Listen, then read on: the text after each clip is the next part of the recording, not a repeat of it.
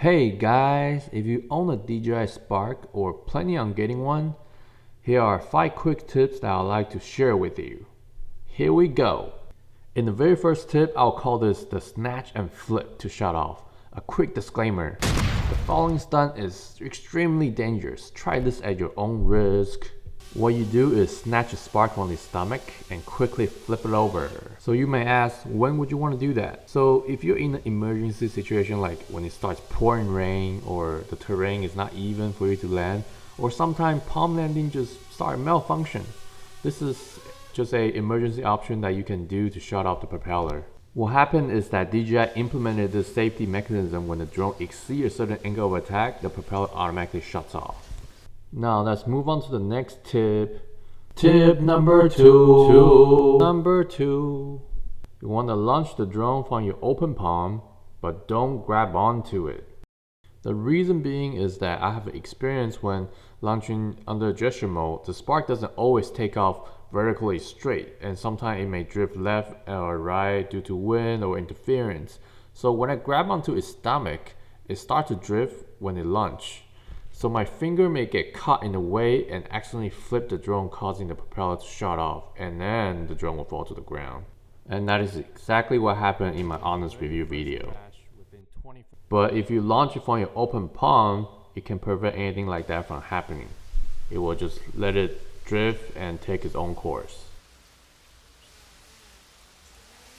Now tip number 3.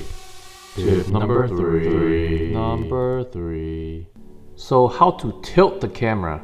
You can see on the screen is a Galaxy S8, and the way to tilt the camera is by clicking the button on the bottom left corner to switch between the digital joystick and the camera tilt.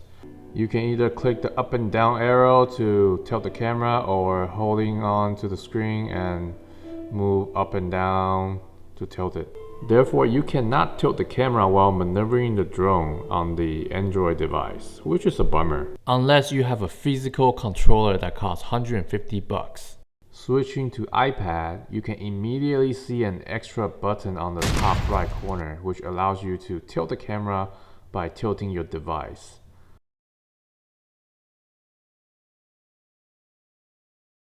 So now you can tilt the camera while moving the drone around and get shot like this.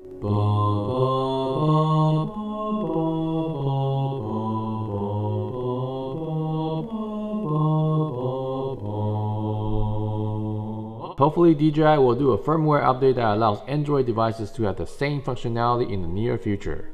Move on to tip number 4. Tip number 4, no echo this time.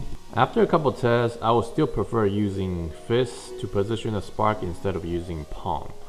Palm also works really well too, but in terms of ergonomic standpoint, when you want to lower the drone, it's much easier to do with your fist than holding out the palm 90 degrees to your arm. Trust me. The final tip. So the gesture mode will only allow to take picture but not video.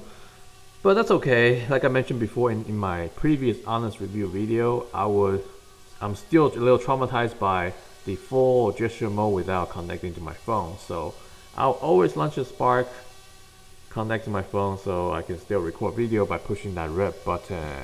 Let's shut it out. Flip it over, snatch and flip. And that's it for all the tips, guys. And please comment below if you try any of my tips, if it works out for you.